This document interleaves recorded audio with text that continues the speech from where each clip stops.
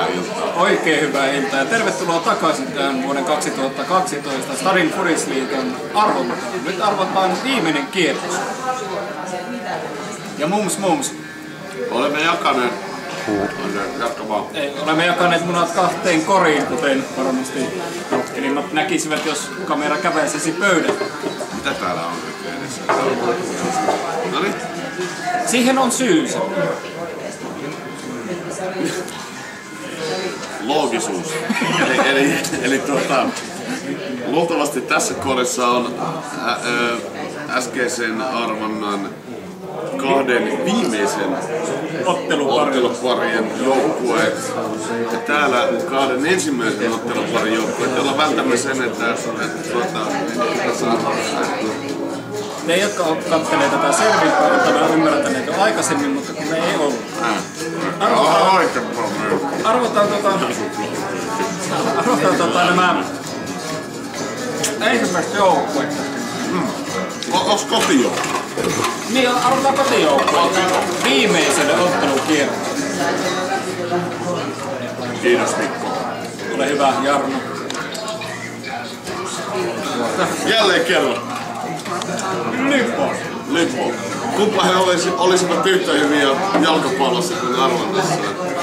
Ties mihin pääsisivät. No, näin ei ole kuten kaikki tässä. Vierasjoukkue.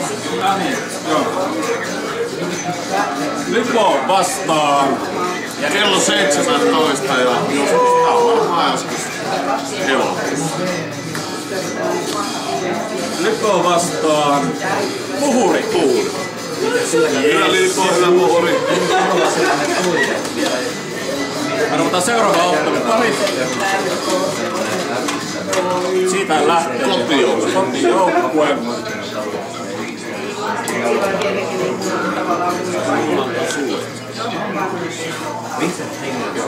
Stallions. Kallion Stallions. Hurmaavat poikamiehet.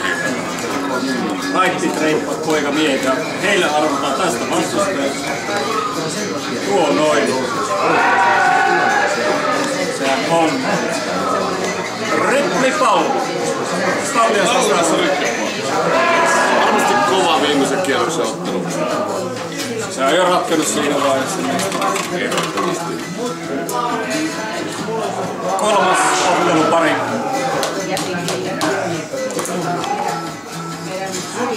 Pitkä on tämä papeeri. Koitetaan. Kurvaa. Kotijoukko. Se oli kotijoukko. Arvotaan tällä. El Magico arpoo sieltä sitten. Se on vierasjoukkue. Tosta tuolla. Ettei vois Kurvahti vastaan Partizan. Kyllä vain. Ei oo kummonen joukkue tai Partizani, että Kurvinen vain kotijoukkueena päästi matkaan. Ei se on kyllä kummonen se Kurvahti. Ei se kyllä. Viimeinen. Se on jotain vitun narkkareita.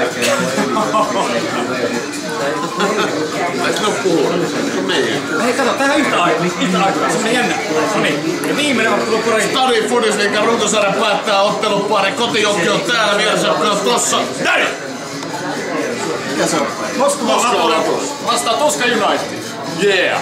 Varmaan jännää. Nyt oli kyllä. No joo, Jumpo enää. Kuitenkin. Yes. Ja oikein hyvää illan jatkoa. Oikein hyvä.